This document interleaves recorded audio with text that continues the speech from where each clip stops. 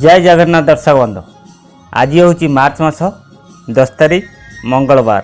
आज मंगलवार क्यों यात्रापाटी क्यों जगार तार प्रथम रज नाटक मंचस्थ कर नाटकर ना कौन कोणार्क गन्नाटी आज तार प्रथम रज नाटक मंचस्थ कर गोविंदपुर ढेंकानाल। नाटकर ना हूँ श्रीकृष्ण आखिरे सुदामा लुह। आज यात्रा रंगमल तार प्रथम रज नाटक मंचस्थ कर घाटिकिया खंडगिरी भुवनेश्वर। यात्रा नाट्य मंडपी आज तार प्रथम रज नाटक मंचस्थ कर बसंतपुर धौली भुवनेश्वर। नाटकर ना हूँ बारगाल। तुलसी गणनाट्य भी आज तार प्रथम रज नाटक मंचस्थ कर बोधे शेष देखा पतराजपुर खईरा बालेश्वर। नाट्य सम्राट पृथ्वीराज भी आज तार प्रथम रज नाटक मंचस्थ कर। नाटकर ना हूँ घुमुरी कांदुची फूल सवारी। स्थान नुआपाटना धवलेश्वर कटक रे।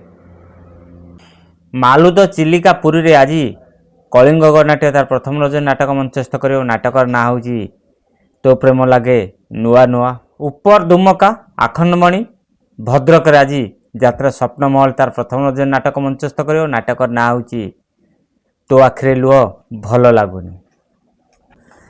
कारगिल छक कोरेई जाजपुर आज यात्रा राजनंदिनी तार प्रथम रज नाटक मंचस्थ कर। नाटकर ना हूँ एमिति विचार केबे देखिनी।